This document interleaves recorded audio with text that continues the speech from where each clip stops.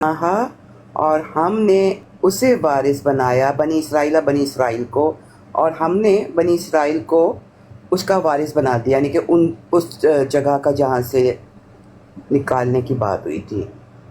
فَأَتْبَعَهُمْ مُشْرِقِينَ، بس انہوں نے ان کا صبح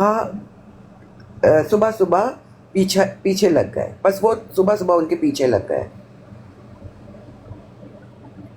فَلَمَّا، پس جب تَرَاءَ، اس نے دیکھا، الجمعانی، دو گروہ، قال، اس نے کہا، اصحاب موسیٰ، موسیٰ کے ساتھی، انا لمدرکون، کہ ہم ضرور یقیناً پکڑے جائیں گے۔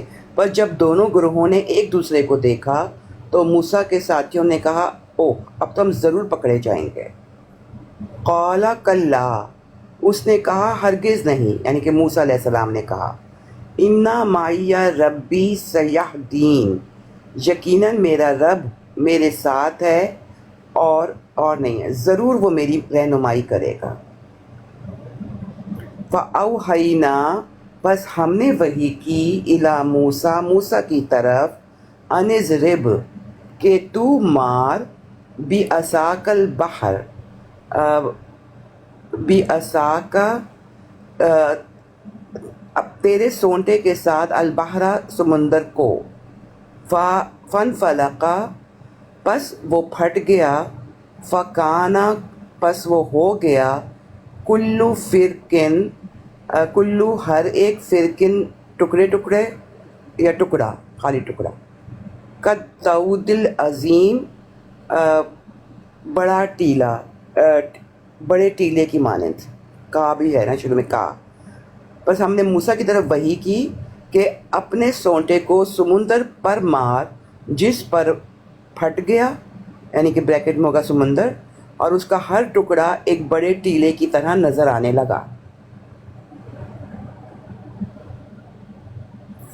اگلی بھی پڑھ دیں جلدی سے۔ وَأَزْلَفْنَا، اور ہم نے قریب کر دیا، ثَمَّ الْآخَرِينَ، وہاں دوسرے، ثم وہاں، اور اس جگہ اور اس وقت کہتے ہیں کہ ہم نے دوسرے گروہ کو قریب لے آئے، اور اس وقت ہم دوسرے گروہ کو قریب لے آئے، یعنی کہ جو فرعون کا گروہ تھا اس کو ہم قریب لے آئے۔ وَأَنْجَيْنَا، اور ہم نے نجات دی، موسیٰ کو، وَمَن مَّعَهُ أَجْمَعِينَ، اور ان سب کو بھی جو اس کے ساتھ تھے۔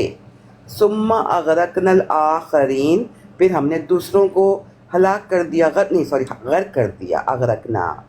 ان فی ذلک لآیہ، یقیناً اس میں ایک بہت بڑا نشان تھا، وما کان اکثرهم مومنین، مگر ان میں سے اکثر مومن نہ بنے۔ بس زبردست، بس 2 منٹ کا تبصرہ۔ باجی ان دو جگہ سے جو آپ نے آیات پڑھی، آپ کو لگتا ہے کہ یہ دو مختلف واقعات ہیں یا یہ ایک ہی واقعے کی طرف نشاندہی ہے؟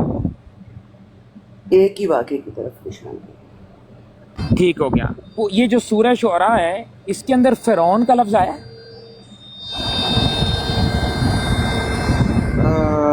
یہ جتنی آیات آپ نے پڑھی ہیں، ان میں سے فرعون کا لفظ آیا کہیں؟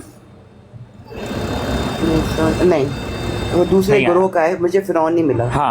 ہاں نہیں ملا، لیکن پھر بھی آپ کو لگتا ہے کہ یہ واقعہ اور جو دوسرا واقعہ سورہ طٰہٰ والا وہ سیم ہے، کریکٹ؟ ہاں مجھے تو سیم لگ رہا ہے، کیونکہ ایگزیکٹلی ہم بھی یہی کہتے ہیں۔ پڑھ کے اچھا، اب آپ کو کیا سمجھ میں آئی ہے؟ کیا یہ تضاد ہے؟ یہ قرآن میں تضاد ہے کہیں پر کہ حضرت موسیٰ علیہ الصلوۃ والسلام کو، آخری بات کروں گا اس کے بعد ان سے کمنٹ لے لیں، پھر بند بھی کر دیں گے یہ۔ اب مزیدار بات یہ ہے کہ آپ اس میں نوٹ کیجئے گا کہ جو سورہ شعراء ہے اس کے اندر قوم کیا کہتی ہے کہ موسیٰ تو نے تو ہمیں مروا دیا بھائی، ہم تو پکڑے جائیں گے۔ کیوں کہا یہ؟ کیونکہ اس وقت تک باہر سامنے تھا، سمندر سامنے تھا، پانی کا ذخیرہ سامنے تھا، ان کو لگا یہ تو ڈیڈ اینڈ آ گیا، ہم تو پکڑے جائیں گے، پیچھے ہمارا دشمن ہمارے ساتھ آ رہا ہے۔ وہاں پر پھر موسیٰ نے کیا کہا؟ موسیٰ نے کہا بے فکر رہو، مجھے اللہ نے وحی کی تھی کہ تیرے لیے کوئی غم نہیں ہوگا اور تیرے لیے کوئی ایسی چیز نہیں ہوگی۔ تو پاسبلٹی لگ رہی ہے کہ سورہ طٰہٰ والی آیات اللہ کا پہلا حکم ہے کہ تو اپنے لوگوں کو لے کے نکل اور میں تیرے لیے راستہ بنا دوں، اور تو راستہ بنا دے گا وہاں پر اس طریقے سے کہ تو نکل جائے گا، تجھے غم بھی نہیں ہوگا، تجھے خوف بھی نہیں ہوگا، تم لوگ بچ جاؤ گے۔ یہ اللہ کی تسلی پہلے والی لگ رہی ہے نہیں لگ رہی؟ بالکل یہ ہو سکتی ہے، اور لیکن آگے جو ڈیٹیل ہے کہ سامنے سمندر تھا نہیں تھا، یہ تو تفسیر میں آ جائے گا نا. نہیں لیکن جب دیکھیں کچھ چیزیں تو تفسیر میں آ جائیں گی، نو پرابلم، مجھے کوئی حرج نہیں ہے اس میں. لیکن جو واقعہ ابھی نظر آ رہا ہے وہ یہ آ رہا ہے کہ حضرت موسیٰ رات کے وقت اپنے بندوں کو لے کے نکلے، اپنے ساتھ اللہ کے بندوں کو لے کے نکلے ہیں، سمندر کی طرف گئے ہیں. جب وہ سمندر کی طرف گئے ہیں یا پانی کے ذخیرہ میں کہتا ہوں سب باہر کی طرف گئے ہیں، تو وہاں پر جا کے کیا ہوا ہے، موسیٰ کی قوم نے کہا ہے کہ بھئی یہ تو ہم تو پکڑے جائیں گے، یہاں پر نا امید ہو گئے. حضرت موسیٰ کہہ رہے ہیں بے فکر رہو، اللہ تعالیٰ ہمیں ہدایت دے گا، یہاں پر راستہ بنائے گا ہمارے لیے، ہمیں طریق دکھائے گا، ہمارے لیے آسانی فرمائے گا، ہمیں ہدایت دے گا. اور پھر اللہ نے وحی کیا، یہ ایک اور وحی، یہ جو اب وحی ہوئی ہے. پہلی وحی تھی کہ تو اپنے بندوں کو لے کے نکل، پلان نمبر 1 پلان بتایا جا رہا ہے، موٹا موٹا پلان کہ تو لے کے نکل، ٹھیک ہے. اور دوسرا جب وہاں پہ پہنچے ہیں اور منظر اپنے سامنے دیکھا ہے تو اس وقت اللہ تعالیٰ نے دوسری وحی کی ہے کہ ہاں اب تو اپنا ڈنڈا اپنا سونٹا اس کے اوپر مار، تو دیکھ کہ یہ ٹکڑے ہو جائے گا. ٹکڑے کیا چیز ہوگا؟ جو ذخیرہ ہے پانی کا، جو پانی کا ذخیرہ ہے وہ ٹکڑے ٹکڑے ہو جائے گا اور ٹیلا بن جائے گا، ایسے ہوگا جیسے ٹیلا ہے. ہاں جی ہاں. تو یہ جو ٹکڑے ٹکڑے ہو رہا ہے، یہ کیا ٹکڑے ہو رہا ہے؟ پانی کا ذخیرہ ٹکڑے ہو رہا ہے، دو ٹکڑوں میں تبدیل ہو رہا ہے، رائٹ. اور بیچ میں راستہ کون سا ہے؟ راستہ خشک نکلنا ہے بیچ میں سے، راستہ بیچ میں سے خشک نکلنا ہے. کیوں؟ کیونکہ شہزاد بھائی نے بتایا کہ خشک راستہ لینا ہے، رائٹ. شہزاد بھائی جو بتا رہے تھے وہ تو تفسیری بات آ رہی تھی نا، لیکن ترجمے میں تو صفیہ صاحب یہ مانتے ہیں، کیونکہ میں نے بعض لوگوں کو سنا ہوا ہے، وہ یہ مانتے ہیں کہ شاید سمندر میں سے حضرت موسیٰ علیہ السلام گزرے ہیں، یعنی پورا سمندر کئی ہزار میل کا ہوتا ہے، وہ اس میں سے گزر گئے ہیں. اب یہ واقعات بتاتے ہیں قرآن کریم یہ کس نے کہا ہے؟ دیکھ لیں، میری بات سنیں نا، یہ فلمیں بھی بنی ہوئی ہیں اس پہ، تو وہ پورے سمندر میں سے گزر رہے ہیں. یہ ایسے بس کہانیاں ہیں، خود ہی آپ دیکھیں، اب یہ فلموں پر آ رہے ہیں، اب یہ فلموں پر نہیں میں بات کر رہا ہوں کریں کہ ڈاکومنٹریز بنی ہوئی ہیں. اب جو حضرت موسیٰ علیہ السلام کا واقعات قرآن کریم بتا رہا ہے وہ تو بڑے واضح واقعات ہیں کہ سمندر کے ساتھ ساتھ یا آس پاس چلتے رہے، سمندر کے بیچ میں نہیں گئے کہ پورا سمندر پھاڑ کے نکل گئے ہوں. ایسا کبھی واقعہ سنا ہے نبیوں کی طریق میں؟ اللہ کی قسم جو ڈاکیومنٹری بنی ہے نا، اس نے ایسے ہی پکچرائز کیا ہے جس طرح سے مومن مانتے ہیں، اور قادیانی نہیں مانتے جس طرح سے پکچرائز ہوا ہے.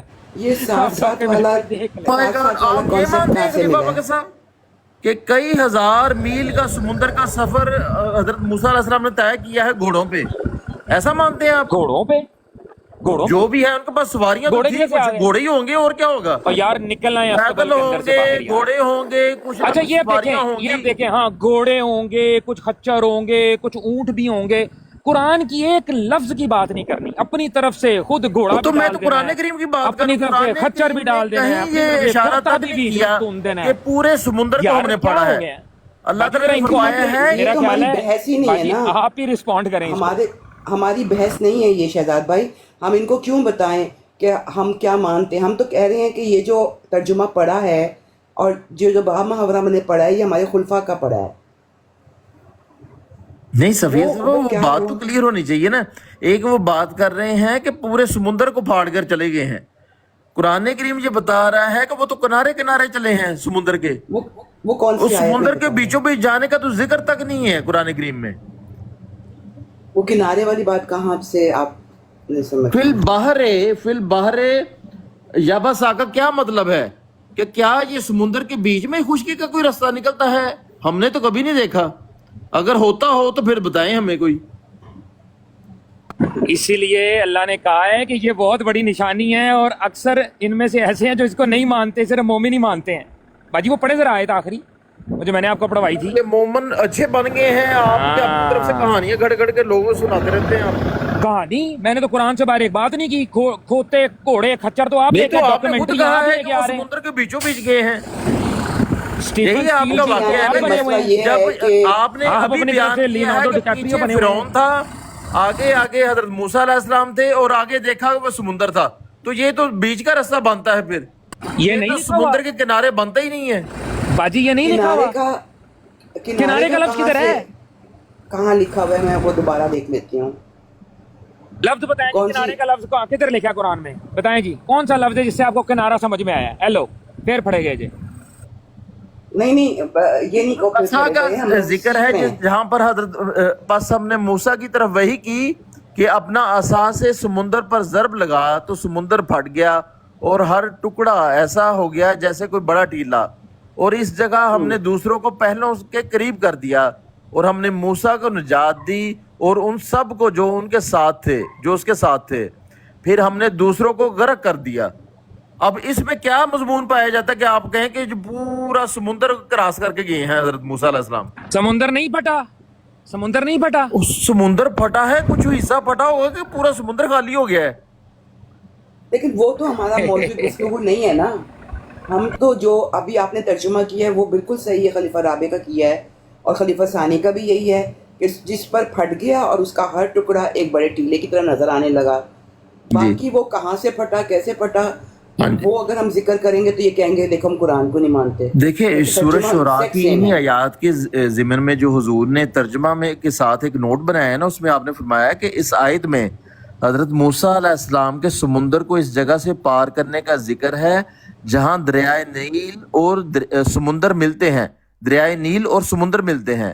بعض اوقات دریائے نیل میں اوپر سے طغیانی کا پانی بہت تیزی سے آ رہا ہوتا ہے اور لگتا ہے کہ پانی کی ایک دیوار چلی آ رہی ہے۔ اس طرح سمندر بھی مد کے وقت طوفانی لہروں کے ساتھ اٹھ کر بڑھتا ہے۔ حضرت موسیٰ علیہ السلام کو ایسے وقت میں اللہ تعالیٰ نے دریا اور سمندر کا یہ سنگم بحفاظت پار کروایا تھا، جبکہ یہ دونوں پانی ابھی ملے نہیں تھے، لیکن پیچھے جو فرعون کی قوم ان کو پکڑنے کے لیے آ رہی تھی وہ سب فرعون سمیت اس وقت غرق ہو گئے جب یہ دونوں متقابل طوفان ایک دوسرے سے مل گئے تھے۔ یہ ہے حضور نے ذکر کیا۔